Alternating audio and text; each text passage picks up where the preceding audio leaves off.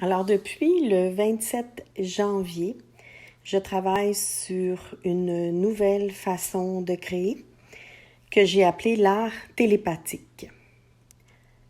Alors, pour vous expliquer un tout petit peu, l'art télépathique, c'est que je pratique régulièrement la télépathie et ça fonctionne assez bien avec les personnes de ma famille. Par exemple, ma fille, mon conjoint, nos enfants, mes parents, ma sœur, donc des personnes qui sont très proches de moi et qui sont aussi dans la même énergie, donc la même énergie familiale.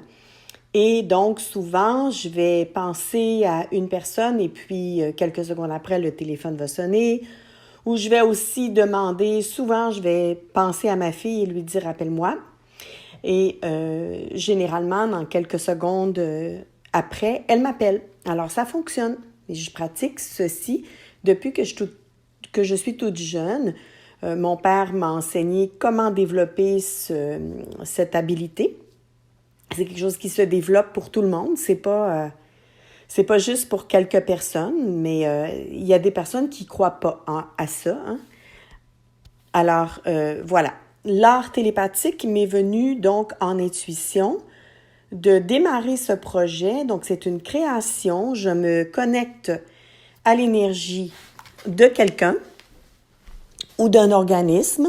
Tout ce que je sais en ce moment, c'est que c'est soit une personne ou un groupe de personnes, un organisme ou une organisation. Alors, ceci n'est pas encore confirmé. Je partage donc depuis quelque temps des étapes de ce projet. Alors, je croyais donc que c'était le moment de vous expliquer un petit peu plus ce projet. Alors, à l'étape 1, je reçois aussi, là, au moment où je suis en train de créer, je me connecte en méditation. Je tente de me connecter parce que ça n'est pas toujours facile. Alors, vous allez voir durant tout le processus comment ce n'est pas toujours facile de rester connecté. Mais à l'étape 1, je suis très connectée dans l'esprit zen, vraiment dans la création intuitive. Les pensées ne sont pas actives et je reçois de l'information. Alors, durant l'étape 1, ce que j'ai reçu comme information, ce sont des mots, quelques phrases. Alors, je vais vous donner les mots qui sont apparus comme intuition alors que je crée l'étape 1 et que vous voyez des images défiler sur la vidéo. Alors, magie, spectaculaire, force en action, force délicate, délicatesse, douceur, interaction des énergies invisibles, tout ce qu'on ne voit pas et qui est à l'œuvre. Le cartésien dans l'immensité énergétique, estompage, forme ronde, vide intérieur. Alors, les vidéos et tout ce que vous entendez maintenant et tous les détails et tout ce que je partage concernant la création de cette toile, c'est aussi, ça accompagne aussi la toile. Alors, les vidéos, les textes, etc. vont avec la toile et sont donc offerts à la personne qui va, la personne à qui ou l'organisme à qui cette pièce est dédiée. Alors, je ne sais pas à qui je me connecte à cette énergie, mais je n'ai aucune idée qui c'est. Donc, j'espère qu'avec ce que je partage, les personnes ou l'organisme vont se reconnaître. Alors, l'étape 2, je reçois comme information que le rose s'impose. Je reçois les mots protection, chimie, folie, amour. Et douceur est un mot qui revient souvent. Et ça, c'est durant l'étape 2. À l'étape 3, je reçois de l'information en anglais et en français. Alors, connecting to the greater energy, la douceur de la mer, sa couleur. Elle transmet son énergie, elle brille, mais elle souffre, on la tue. La vraie nature est cachée. L'arbre est dans ses feuilles. Comment dire la peine et la folie? Comment guérir des émotions sombres, incomprises? Apprendre à s'aimer un jour à la fois. Je pleure.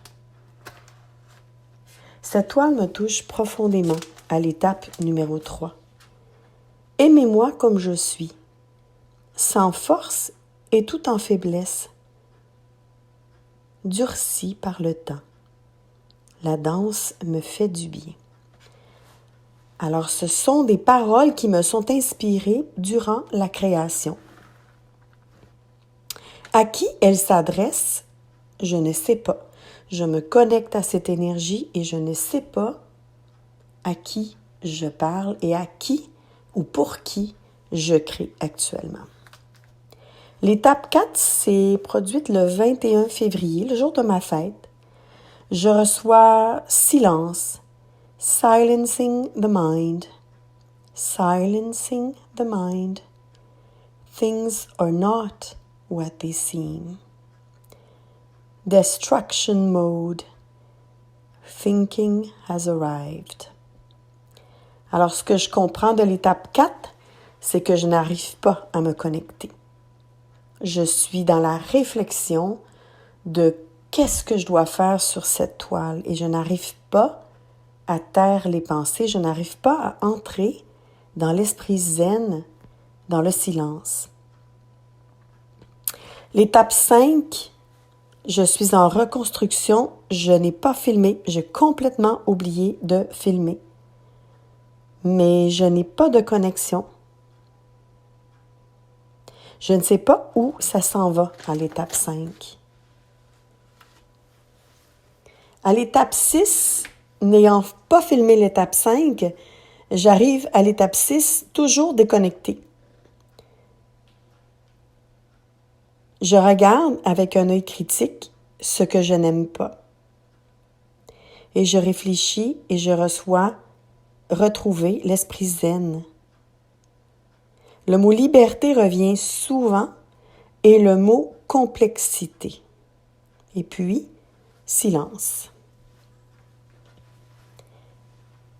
L'étape 7 en soirée du 25 mars, je recouvre tout de blanc dans une pulsion. Alors, je suis complètement hors studio. Je reçois la pulsion de recouvrir tout de blanc comme j'aime bien le faire dernièrement. Mais le blanc que j'ai choisi, donc la bouteille de peinture que j'ai achetée cette fois-ci et que je n'achète pas habituellement, me déçoit. Elle est beaucoup trop claire, beaucoup trop liquide. Elle ne couvre pas, elle ne me permet pas de travailler comme je travaille habituellement. Alors, je laisse. Le 26 mars, j'arrive à l'étape 8. Je constate qu'à l'étape 6 et 7, j'étais complètement déconnectée. Mais ce matin, je vois de beaux secteurs sur la toile qui me parlent beaucoup. Une chose qui est certaine, c'est que je ne vois plus le jaune que je n'aimais pas. Je veux du voilé pour teinter le blanc. Je suis toujours dans la pensée. Je réfléchis à qu'est-ce que je dois faire, qu'est-ce que je vais faire. Je ne suis pas connectée à l'intuition, je suis dans la réflexion.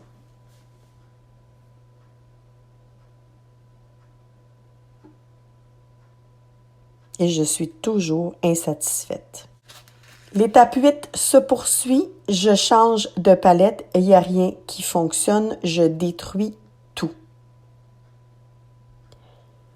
J'essaie de revenir dans l'intuitif, dans l'état sans pensée, dans l'état zen. Et je reçois ce message. La personne pour qui je crée comprend la complexité de l'abstraction et de l'art intuitif.